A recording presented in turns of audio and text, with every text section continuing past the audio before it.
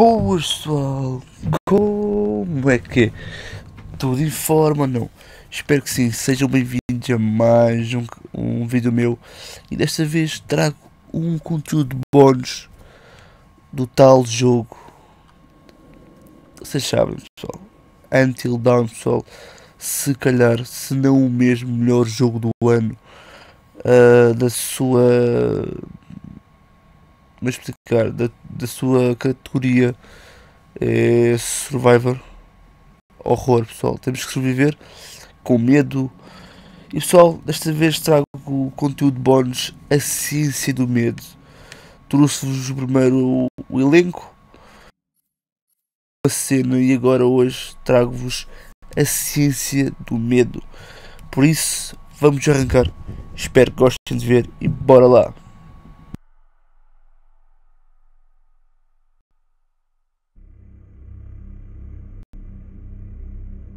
Until Dawn is a game that's full of horror, and one of the things we decided to do early on was to take a scientific approach to how scary it was. So we did experiments on people and we measured their responses to the game. We've created a test area. It's as close to a home setup as we can get it. We've recruited ordinary people to play the game and we've left them to play it on their own. You're turning the light off.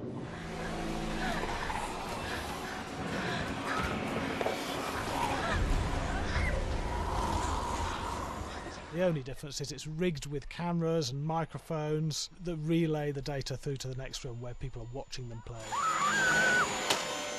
Bracelet here we use for biometric testing. It measures the player's emotional response. It's called a galvanic response sensor. It makes contact with the user's skin and it measures the electrical conductivity across their skin. It's the same principle as an old-fashioned lie detector. When you're stressed, you sweat a little. Very sensitive.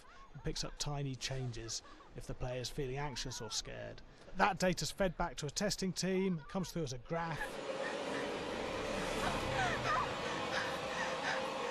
I'm so sorry.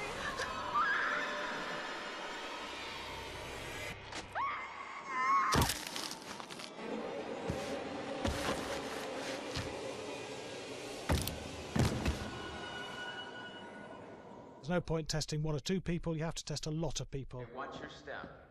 When we have a scare that's consistently has a measurable emotional response, then we knew it was good. If it didn't have that, it goes back to the team for improvement. The data doesn't tell us what's wrong with the scare, it only tells us if it's working or not. Wait, okay, so you hear that too, right? Josh. Here we have a chapter relatively early in the game. Weirdly regular.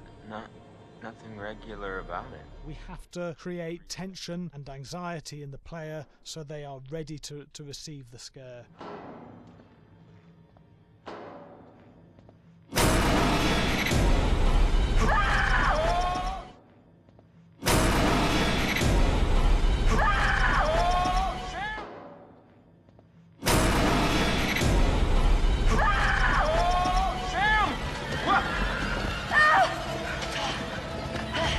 Give the player time to recover, to cool down, to calm down, and then start building the tension again before we do the next scare.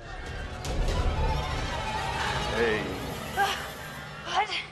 Hey. What the hell? Boom. You just got mucked.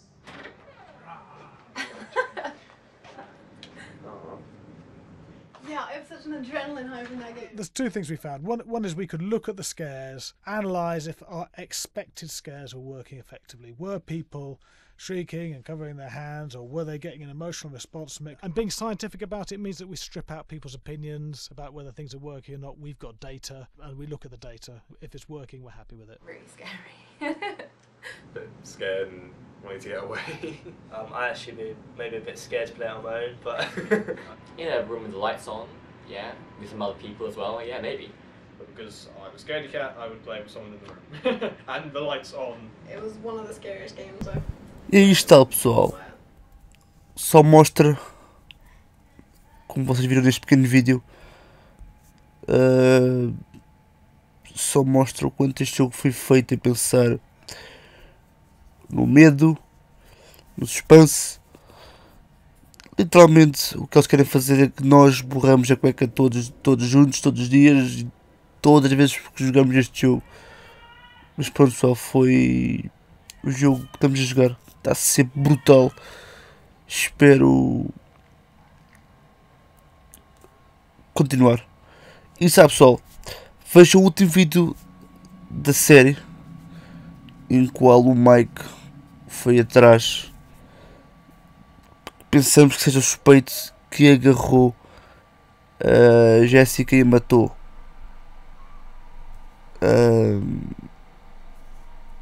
Sabe pessoal, este vídeo merece like.